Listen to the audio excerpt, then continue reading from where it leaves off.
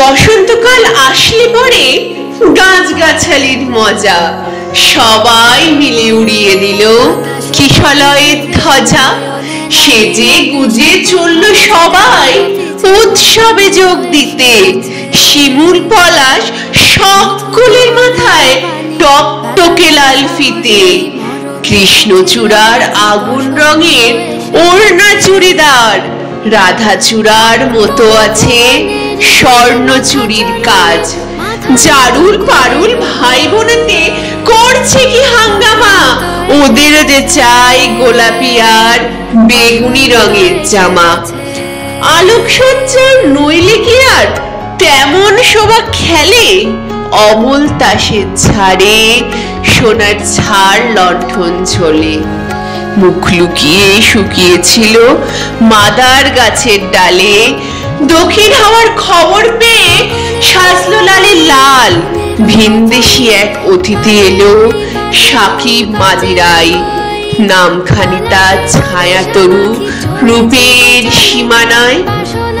রুদ্রপলাশ নামটি বড্ড কঠিন এবং ভারী, কমলা রঙের পাগড়ি তাহার কেমন মনোহরী। অমন্তর নানান সাজে সেরে সকল গাছ সবাই মিলে করলো শুরু মহোৎসবের নাচ। নাচে গানে খুশির টানে উঠল সবাই মেতে। কেউ দেখেনি দূরের মাঠে কে যে ছিল ওত পেতে।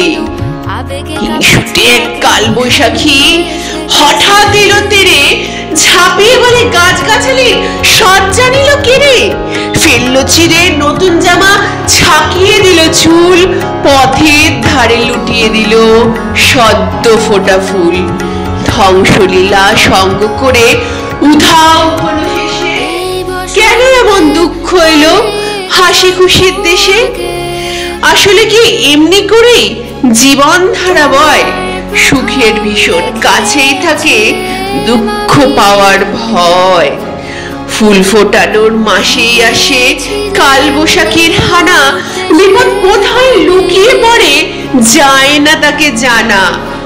তাই বলে কি শিমুল পলাশ ফুটবে না আর কালে? রাত পোহালেই উঠবে ভোরে কৃষ্ণচূড়ার ডালে। হিংসুটে ঝড় আজকে যাদের হাত পা দিল ভেঙে, কালকে তারাই নতুন রঙে উঠবে আবার রেঙে। না হয় আবার ঝড়ের হাতে দুঃখ পেতে হবে, ফুল ফুটিয়েই যাবে তারা বসন্ত উৎসবে।